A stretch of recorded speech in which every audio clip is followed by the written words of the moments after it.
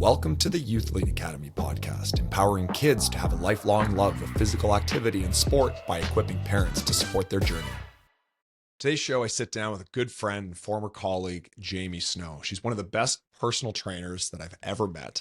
She moves better. She knows how to teach better movement, just about better than anyone I actually know.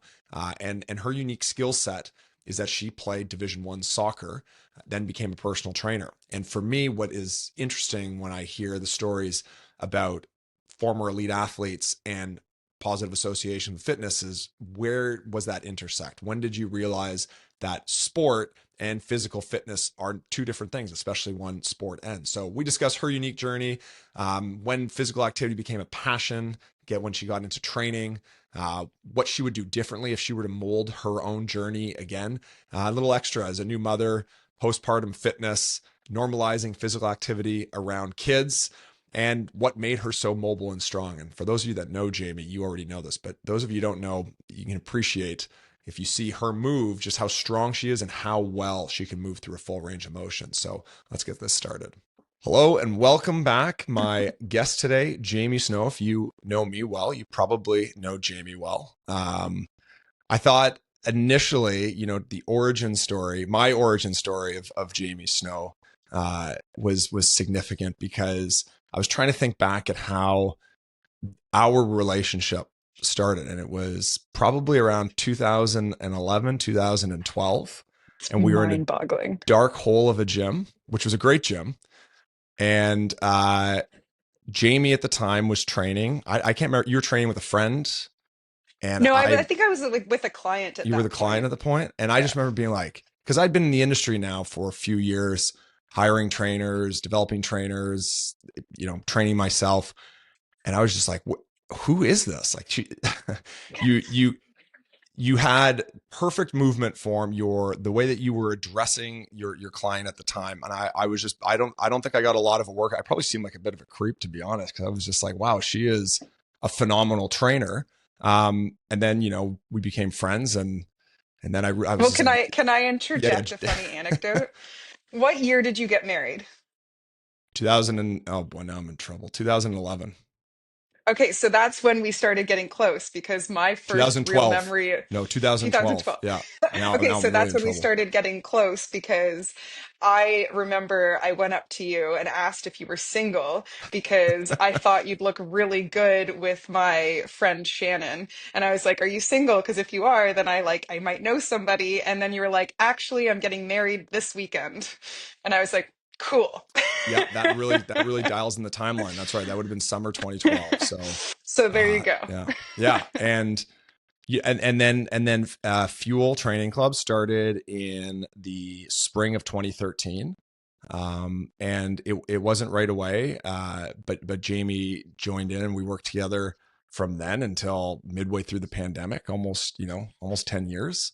Have been friends ever since, and Jamie is a new mom, few months in.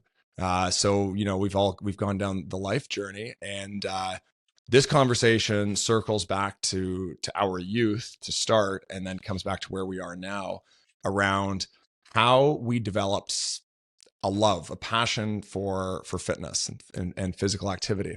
And so Jamie, I'll let Jamie tell her whole story. But Jamie, um, if you know her, you know that she's strong, she's fast, and she's mobile. So she has this sort of trifecta of fitness that a lot of other people try to get just one of. But as far as having all three of them, it's a bit of a unicorn to do this. And I think part of that reason is, when Jamie talks about her background and what she did as a kid, no one learns to do the splits when they're 30 years old, right? Like, this is something that you've done since you were a kid. But then you also played a lot of sports. So I'll hand this over to you, Jamie, to talk about your background, and what you did growing up. Well, I still find it funny to this day, because people will see me and assume that I was a dancer growing up, which I was not. I mean, other than like little wee Jamie as a toddler. But yeah, I've been a soccer player my whole life. If you put a soccer ball at my feet now, I can do some keep ups, but don't ask me to do much more than that, because it's been a long time since I've actually gotten onto the field.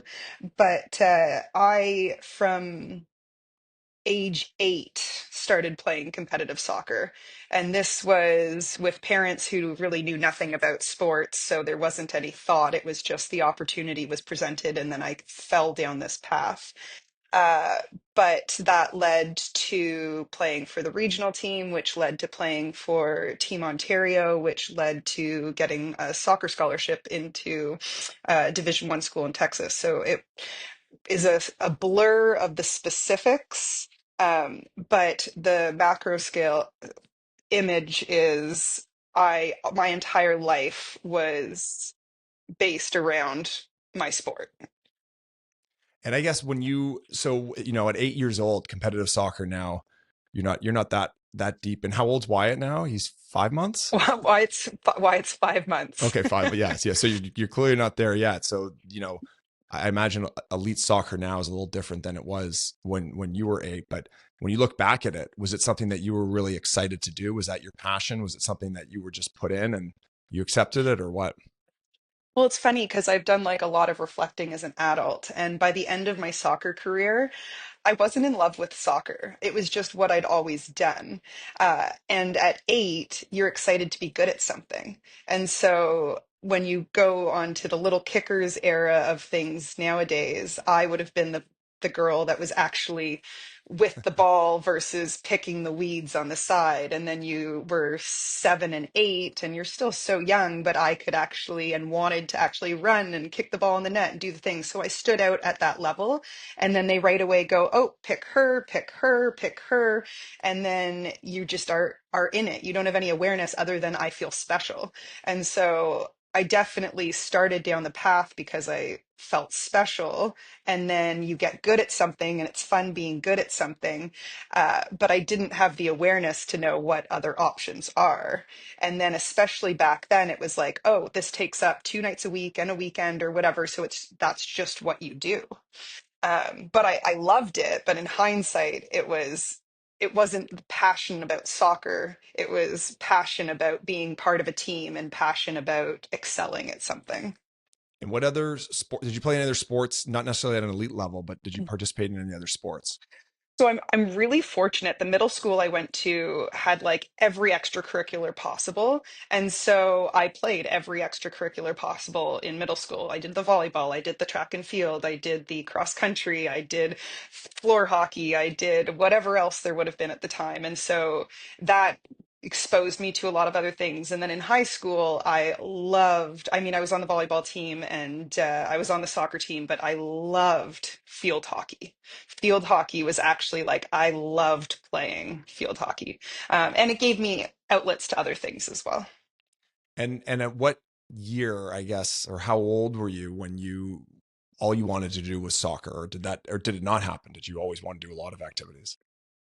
Well, the idea of a soccer scholarship got planted pretty early, like probably in like the ninth grade. The idea of a soccer scholarship became a thing because at that point I was playing on Team Ontario, and you're practicing regularly, and you're seeing the national training camp as like which I never made, but as a like next potential step, and you're seeing all of these older athletes get soccer scholarships, and it's a little bit more common now. Back then, it was that little bit more rare to be going across the border, but it felt like this cool, potentially reachable goal. And so you're with all these other young aspiring athletes, and it's like, oh, that could be the next step. And so from there, that's when you kind of go, okay, this is what I want. Because again, it's special and you're with a team and it's fun and it's keeping you active. And yeah, I don't know if that actually answered your Yeah, question. no. I think, well, I mean, that's scholarship opportunities when you're in grade 9. I mean, think of other sports. Soccer might be a little different. Hockey, there's a lot of obviously club. People are not necessarily talking about school scholarships at that point. They're talking about are you going to play in the OHL, or where are you going after this? But that happens when you're 14, 15, I think. Not my area of expertise, but all sports are different. Baseball, you get drafted when you're 16, and you might not even see a professional if you make it that far Yeah, until your mid if you 20s. make it So, that far. but just going back to what you said, getting that scholarship, you are in the 1% of people who played sport in high school and then continue to play sport at an elite level afterwards. And I think a lot of people, when I say a lot of people, a lot of parents, you obviously have best intentions for your kids, and you think that the opportunity to get a scholarship and pay for school might be the best opportunity, right? And I think that's great, but there's a lot of other parts of this that are overlooked. And really, the premise of this conversation is, you said you love playing with your friends, you love getting out and just playing soccer. So when was it that you started exercising in addition to playing soccer? Were programs part of your soccer school, or soccer, I guess, organization? Well, when I was reflecting on the questions or notes you'd sent me yesterday about what this conversation might look like, a memory that came back to me that I actually think is so on point and also so hilarious in hindsight is I remember when I was 14 or 15, and Saturday and Sunday mornings was the Team Ontario practices, and there was a goalie whose name I can't remember now, but we'd come back from Christmas break, and for Christmas, her parents had gotten her a personal trainer. And I remember we all kind of made fun of her. Like, really? Like, that's so lame. Like, that's what you would ask for. And like, oh, and then almost associating it even at that age of like your personal training to like look a certain way versus performance. And like, almost are you cheating because you're doing like so closed-minded and just unaware of what the realm of personal training even meant or was. And so I hadn't thought about that in years, but it's hilarious now. I think about how much I wish I'd been exposed to proper training at a younger age, because it would have gotten me so much further. But when did I first start training? I'd kind of give two layers.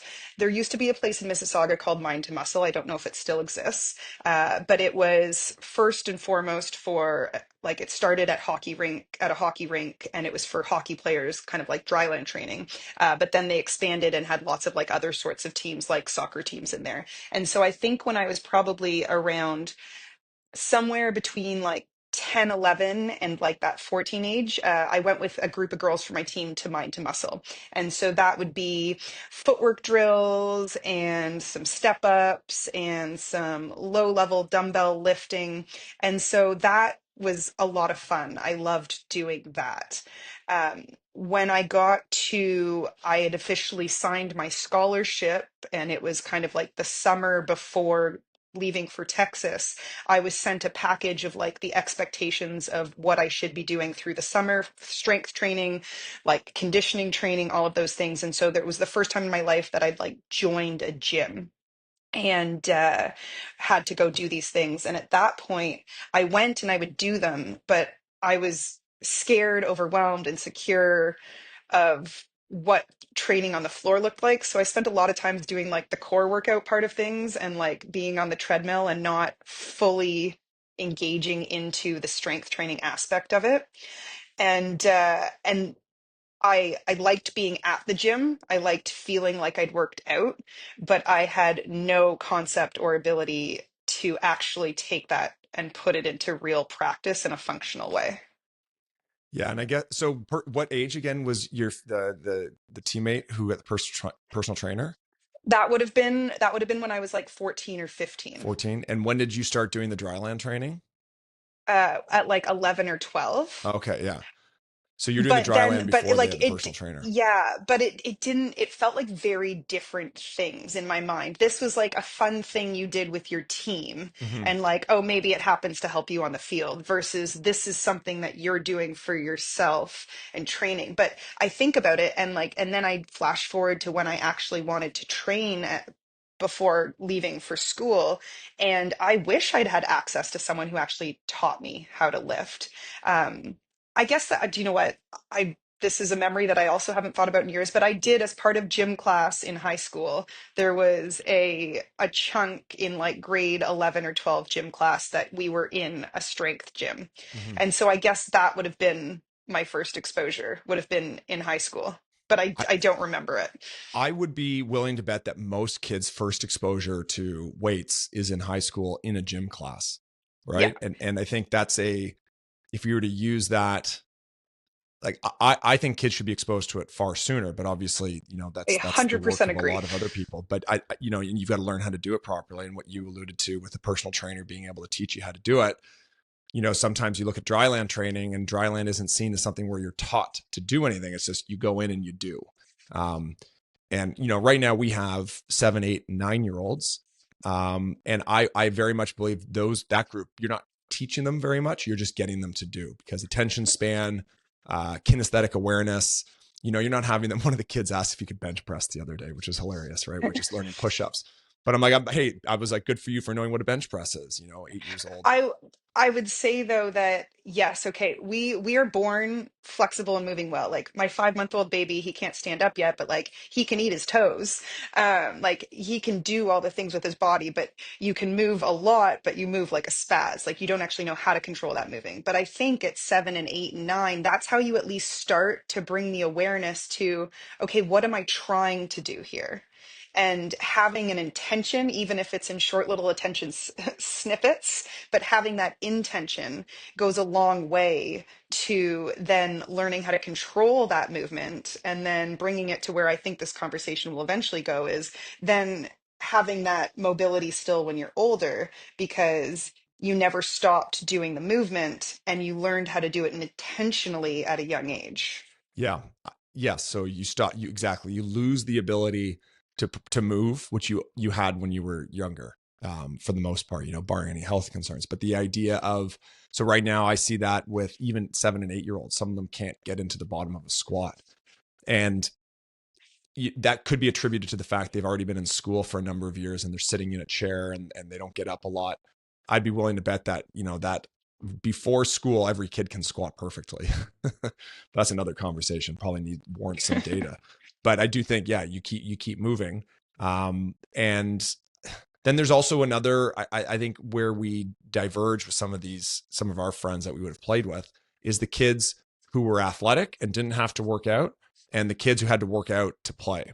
Funny enough, like I would call myself a little bit of both. Like I was never really a master of one athletic attribute. It was more of a jack of all trades, which I really do think helped. Born from a broad skill set of different sports I played, different activities I did. But what would you say you were? Were you someone that was just gifted athletically, or did you have to work out to get to a certain part of your I career? was a I was 100% gifted athletically. Um, but I wasn't the most gifted athletically. So compared to the average person at your school, I would have been one of the more athletic ones or the most athletic one, depending on the setting. But then you put yourself into the higher level athletics, and I was not the best one on the best soccer team. I was just able to make the best soccer team. And I wasn't the best on my college soccer team, but I was able to get a scholarship. So yes, I was gifted athletically, but I really did have to work hard to keep up once I was amongst the elite.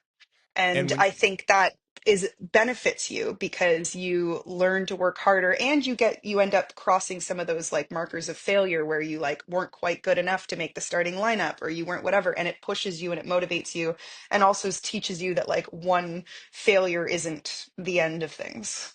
Yeah, and it's an important lesson as well, the work ethic behind getting to a certain level.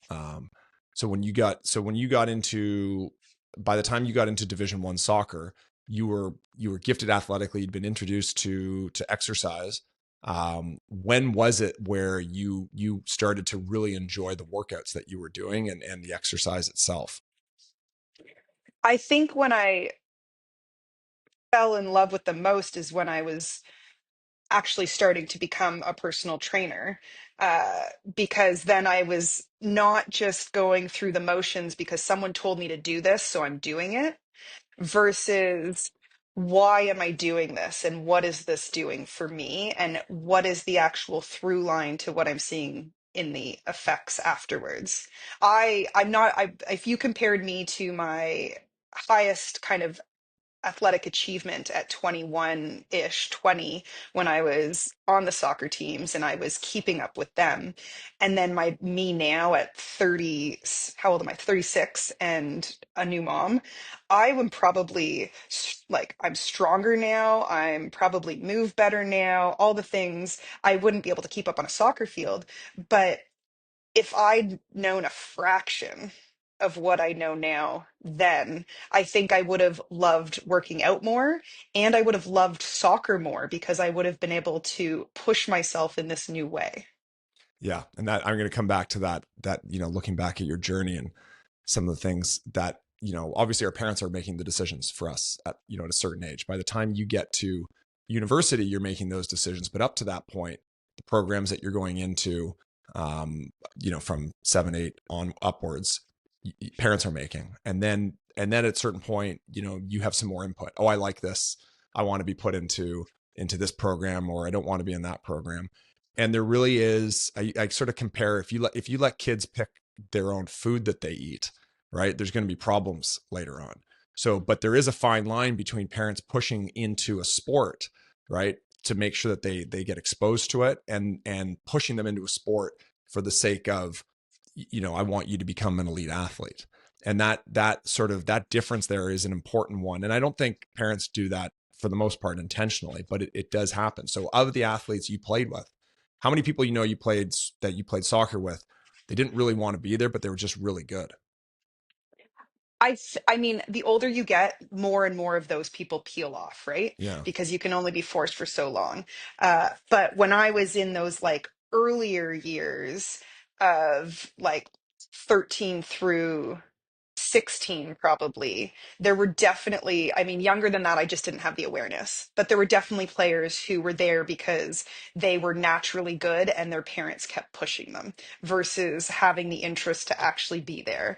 And then you get to the later years where it is like it takes hard work to keep up, even if you're really good. I mean, unless you're like the exception, you at least still have to show up to do the conditioning work and do the whatever. Then it's like, okay, I either still hate it, but I like being good and that's their choice, or I love it and I'm going to put in the work. But at that point, I feel like it's less, I mean, everyone's different, but less of the parents from what I witnessed. It's that middle age where this is what I've done, so this is what I'm doing because my parents told me I had to do it. And those people definitely, as soon as their athletic career is done, go like this in terms of their movement relationship because all they associated with was something negative, not something positive.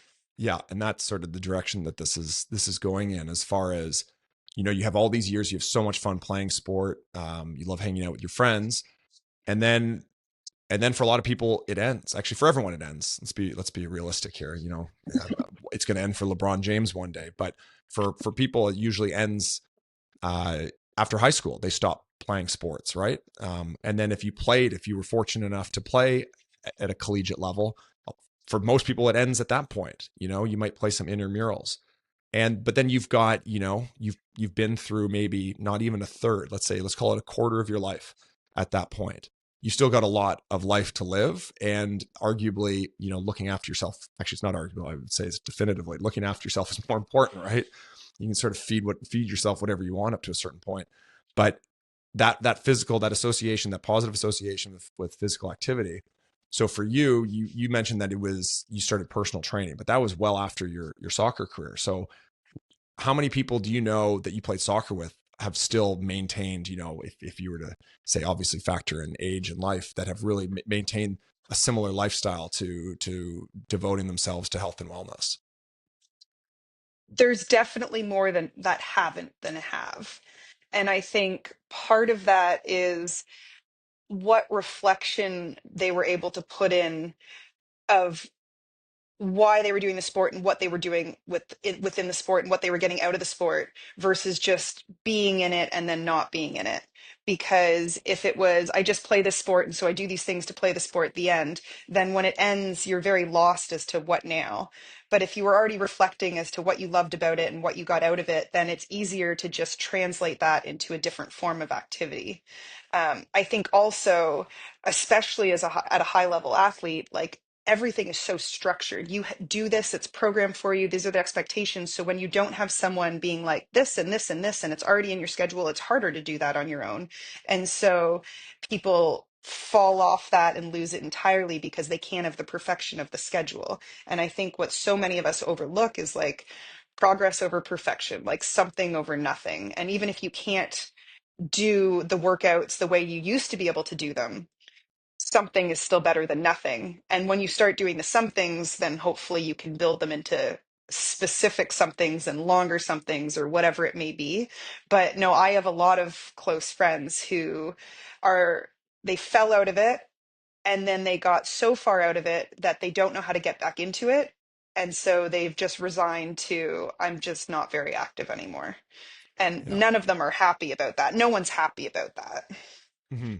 And I think, I don't think having the only solution to that is having a positive relationship with physical activity. I think it's a big part of it. You want to do it. Much like if you want to play the sport that you're in, you're going to want to go to practice and you're going to get better over time. Much like if you like to exercise, you're going to be more motivated to go to the gym but and do it. it's less about I like to exercise. It's more about I like how I feel and I like what my life looks like because I exercise. Yeah. I'm lucky. I like exercising. And so it's going to be a part of my routine forever. Not everybody has that. Some people love to sit on the couch and read. Some people love to whatever. I mean, I do love reading too. But I whether you love working out or not, whether you love moving or not, it's I want to love what my life feels like because I do that. Yeah. That's a good way of looking at it. I don't think anyone would say I don't want to be strong, right? I don't want to have better cardiovascular fitness. I think it's just that. Do you like going and working out? But I do think it's a lesson. And what I'm trying to teach with the kids that I coach and train is that it's okay to be uncomfortable. Like I'm teaching kids when they come into the 7 and 8 year old, 9 year olds, I mean, even up to 12, 13, they don't know what a stitch is, right? They've got their hand over their head and they're holding the rib cage and they have no idea. And They they're feel like someone dying. stabbed them. They're like, what is this? And if that isn't explained to you, you start to associate, wow, I get this awful feeling like I'm being stabbed in the rib cage. Why would I want to do this? So it's fun because I explain, I'm like, okay, has anyone ever felt this before? And they all sort of look at each other like, yeah. And they're like, okay, does it feel good? They're like, no. I'm like, okay, here's how you do it. You're probably holding your breath and you haven't done this a lot. So let's take some deep breaths, get your arm over your head. And all of a sudden I see them throughout the whole class, arms over the head. You can see them, they start to, I don't know if you call it embracing it, but you normalize what a lot of people might associate as a negative experience or a negative consequence of exercise. And that, I mean, with now my older demographic of training, because I work with a lot of people who are like in their later years, like in their 60s, in their 70s, and they've forgotten that. And it's the same learning all over again, is that pain doesn't equal like bad. There's pains that are bad, but there's discomfort that is what makes you better. And it's funny hearing you say that because like I have one client I'm thinking of in particular that I've just started working with again postpartum, and they are trying to relearn what that feels like without being scared of injuring themselves. Mm-hmm. Yeah. And, And and I, yeah, look back at that as if you were to say, okay, those people, right? Because I can think of the people who come into classes, right? And you can tell that they're nervous. And there's the nervousness about someone hurting themselves, and that's very warranted. We don't want someone who's new doing a heavy squat, with a barbell when they first come in. But then there's also just, I don't want to embarrass myself. I feel really uncomfortable doing this exercise. And for me, when I see that, it's because that individual, and even if you hadn't worked out, let's say for 10 years and you come back to a gym, you don't forget that feeling and you don't forget that it actually gets better over time. But if you haven't experienced that when you were younger and know that it's going to be okay, I think you end up later in life just being even more concerned and scared of exercise because you weren't exposed to that at a yeah, younger age to recognize that level of discomfort. Not only is it okay, it's good for you, and it doesn't always feel that way. I mean, some people just love to feel that way, push themselves through everything, but it doesn't have to be that way. yeah, yeah, no. And I think like it's funny hearing you say the first time you get a stitch because I think that's one of the great things about being exposed to sports in general as a team versus as an individual. Like, I think team sports are so important for so many reasons, but then you are able to have that communal discomfort to normalize it all. Yeah, And yeah, it is. that's true to so many aspects of things versus being on your own and not having a community be like, oh, them too, oh, them too, oh, them too. Martin and I discussed that about the platform for it being acceptable to fail, right? Fail, acceptable to lose a game, acceptable to make a mistake, acceptable to feel vulnerable, in a class where everyone is doing a good job, or it appears to be doing a good job, and you're like, I'm just struggling to get through it. I think those are all important lessons. So the other thing, and for those of you that know you, they know how mobile you are. And I think a lot of people confuse mobility with flexibility. And So yes, flexibility. flexibility, you can do the splits, but being able to move through a full range of motion, like I would say, those of you that don't know Jamie is a movement savant. She is like, if you want to mimic proper movement patterns and learn how to do things properly, Jamie's the person that you should embody your movement on. And in addition to Jamie being a very good mover, because this isn't true for all good movers, is she's extremely good at communicating how to move well. So if you are ever working with her at any point, or have seen her work with someone else, her cues, and this is an overlooked part of personal training, the cues, it's not just like a bag of cues that she throws out. The cues she has for specific individuals in a specific moment are often the right one the first time. And if she Thank doesn't have the you. right one, she's That's got the really next nice one. to hear. I'm not done complimenting yet. There's more here. So there, so Jamie, though, in addition to this, when she communicates this movement, you become a better mover immediately. And I've seen that year over year. But someone doesn't just acquire this skill inherently. This is something that Jamie would have worked towards. So if I were to say, because I still say this to anyone in the industry, if you want to find the best trainer who has the best movement, who can communicate the best movement, you've got to find Jamie. What started your movement? It's not being a perfectionist. You're just good at it. Like, where did you start to recognize movement patterns and having good movement patterns? So thank you, first off, because that was stroke my ego a little bit. Um, I like again, as I will say, I was naturally athletic. Like I was some of this came to me naturally, but I was lucky enough to never stop using it. And then the more I learnt as I went through my training career, the more I could use it intentionally to maintain it. It's one thing to be able to fall into the splits. It's another thing to be able to lower yourself into the splits and stop partway through. And I use the splits because that's kind of like the quintessential, like flexible thing. Um, but because I came from origins of having that flexibility base and then got introduced to movement happenstance by going to an FRC course because people I knew were going to the FRC course and getting involved with animal flow because uh, I think at the time there was a guy I had a crush on online who I thought was super cool, and that's what he was doing. So I wanted to learn more because it looked cool. And then getting involved with DTS to learn the importance of strength itself, I was able to, over time, build these layers that then helped me understand, oh, it's so important to move with weight through a full range of motion to be able to keep this mobility.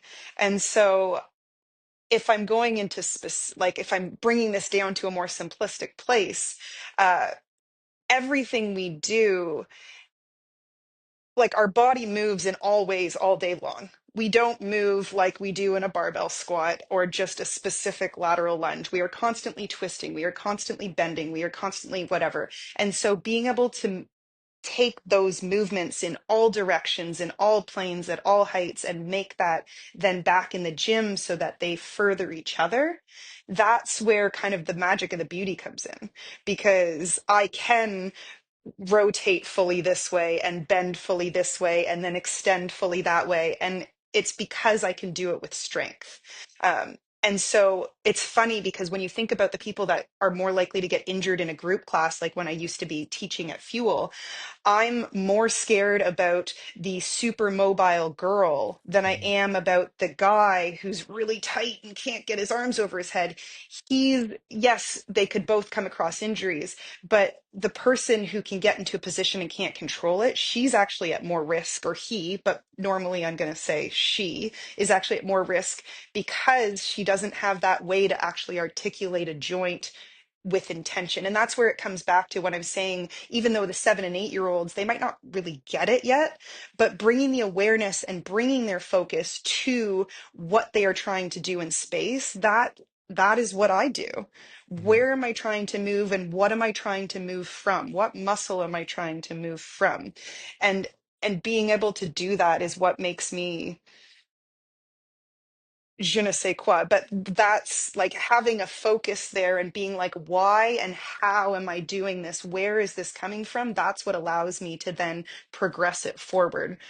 Yeah, I and went off in so many no, tangents no. I there. I mean, I think apologize. what you said about moving with intention and getting kids to move with intention, and I look back at when, because I like to think that, um, I'm not the most mobile person, and it's something that I work towards. You've gotten so much more mobile Right, since we I've gotten met, much though. more, and that I would say it's atypical for someone later in life to get more mobile than they were when they were younger. But it's been an intent of mine. But funny enough, the reason why I got into prioritizing movement quality was because I wasn't the strongest person. So when I was training for football, and I would see some of these guys who could lift twice as much as I could, I was like, you know what? I'm just going to move better than they can. So my squats were deeper, the tempo was better, the position, external rotation, feet planted into the ground. And I started to recognize that there were opportunities with a lot of these strong players. If they just moved a little bit better, how much more functional. It's one thing to have strength, but to actually use that strength, transmit that through the ground Yeah. into running.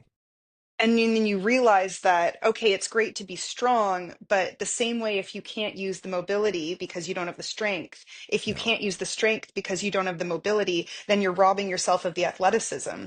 I went through a phase in my earlier training years where I got into powerlifting because the group of people I was around at Fortis were powerlifters. And so I was some of the strongest I've ever been.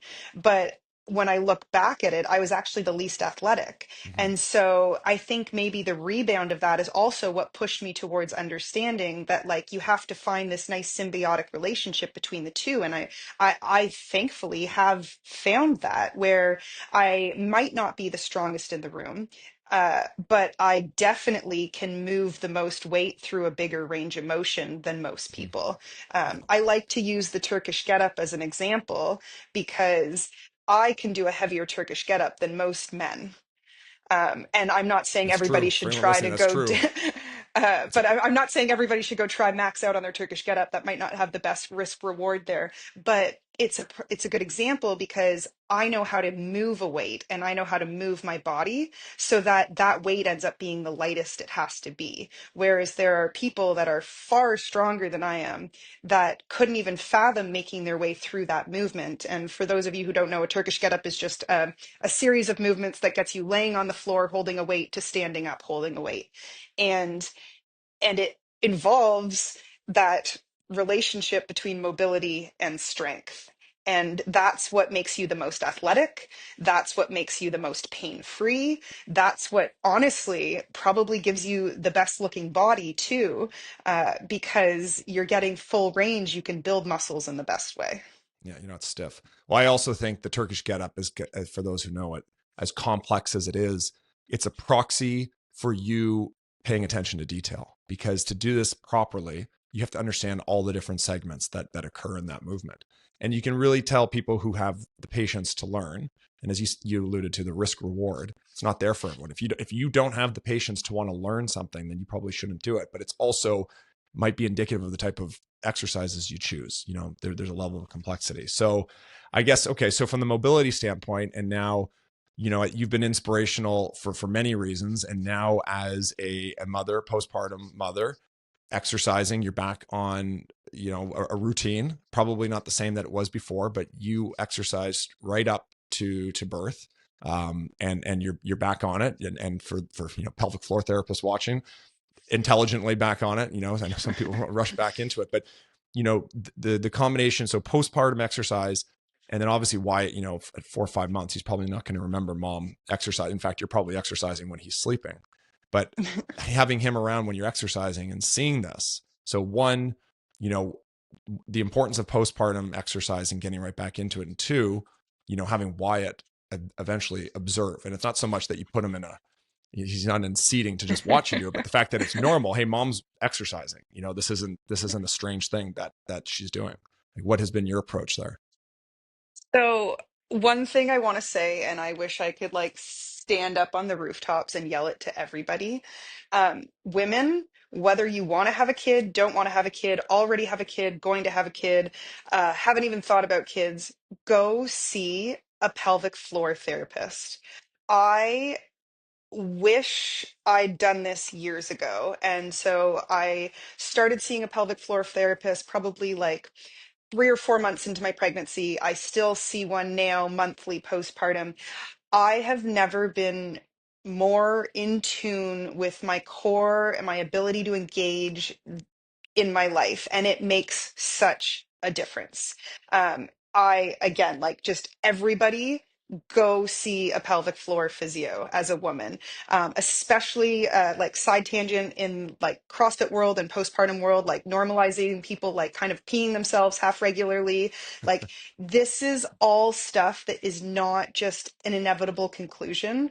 Um, Go see a pelvic floor physio.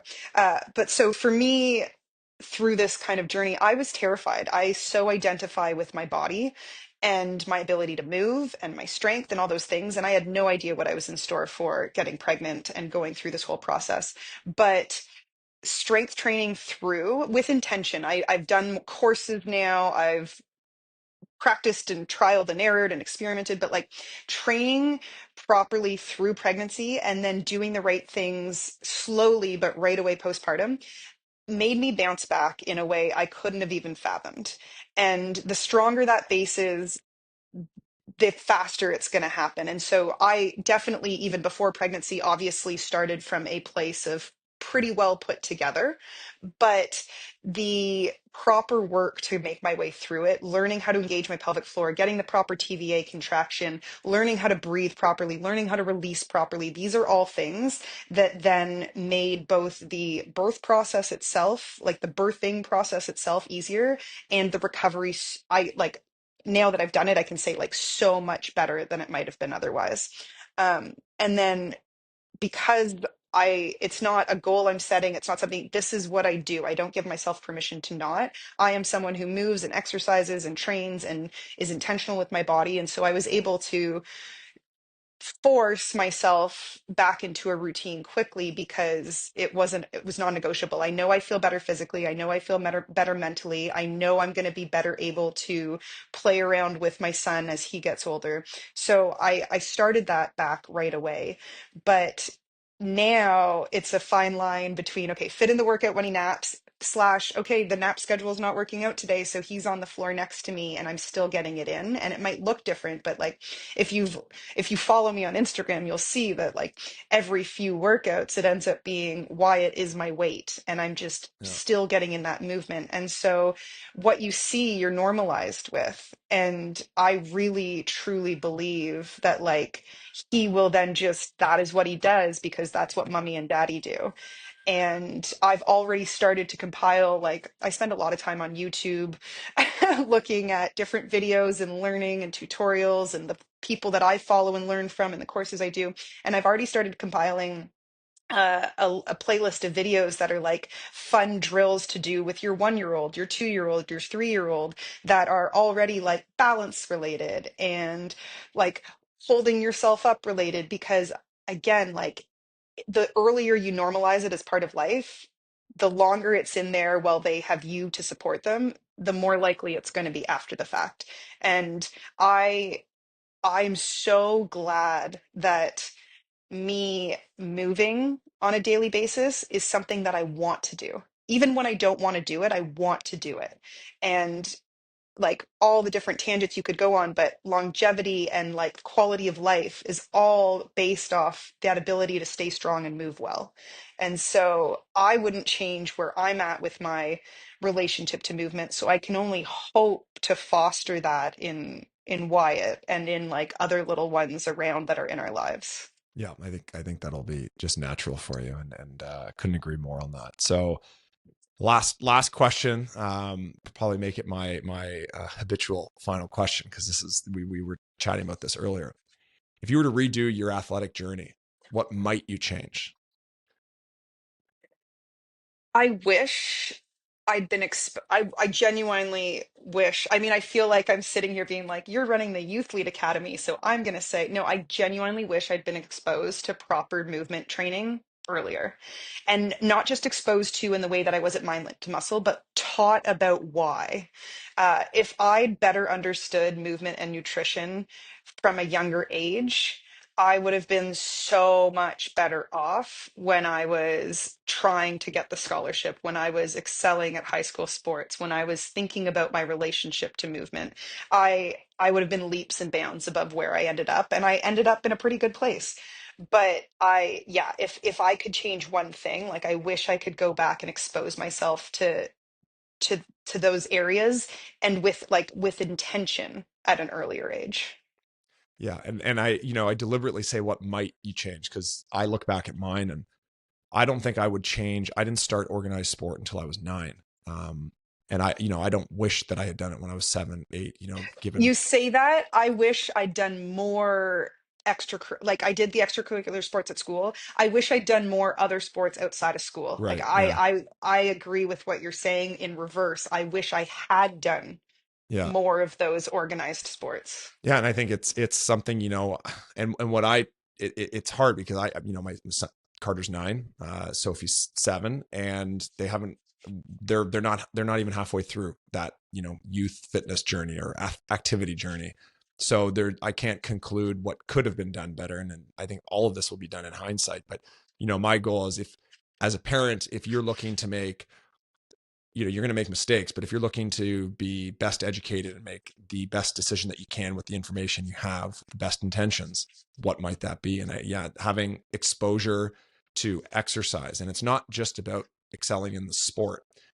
Being able to finish the sport and still want to continue moving is such an important part of it. And you have to be Yeah. exposed, have positive, not just exposed, because, Yeah. although it sort of became a cliche, physical activity is never punishment. It's also approach when I'm coaching, right? Like if I'm trying to discipline the kids, it's not, now you have to Go do do 20 push-ups. burpees. Go, yeah, exactly. Because then they associate the discipline with the punishment. Now that being said, with 7 to 9-year-olds, and sometimes just getting them moving, is then they start to listen. So moving around. But it's having that positive association at a young age is, I think, shaping the kids that we have today for the lifestyle and movement that they want to pursue when they're done. So thanks for coming on. Good catching up. I don't think you and I have ever just sat down and had a conversation about our youth athletic journeys, and here we are in the fitness industry. Could credit that for getting us here. So great chatting about it. Thanks for having me on. Slash, nice to see you. Slash, come downtown so we can Yeah, have an actual visit. yeah. Bring the new pup. You bring the kid. You'll bring the We'll new walk them pup and I'll both. bring the new kid. We'll get Exactly. a harness and saddle up Teddy. You can throw Wyatt on top of him. See how that goes. But Perfect. yeah, I think for anyone wants to find out more about Jamie Snow, I'll have some links in this podcast below. Most of you listening probably already know Jamie, and you know both of us and the points of view we have on things. So hopefully now you know where the origin story is. What I want to add one more thing just because of what you were saying at the end. One of my favorite kind of phrases is to earn your workout. And so earning your workout from a young, like you're saying, I'm not punishing with burpees or with sprints or with whatever, but maybe punishing with, okay, you're going to have to go sit to the side while your Yeah. whole team actually gets to do the things, because Mm-hmm. working out should be a joy. And so I'm earning it by sleeping well, I'm earning it by eating well, and I'm earning it by being here and being present. Yeah. And you'd love to come to one of my practices where that's exactly what happens. If you're not listening, you get to sit and watch everyone receive the reward of fitness. Yeah. So, all right. Well, chat soon. Okay, nice to see you, Greg. Thanks for listening in to my conversation with Jamie Snow. If you have any questions or comments, please leave them below to help me form future podcasts, to help me with my goal here to empower kids and equip parents with their lifelong journey in physical activity and sport.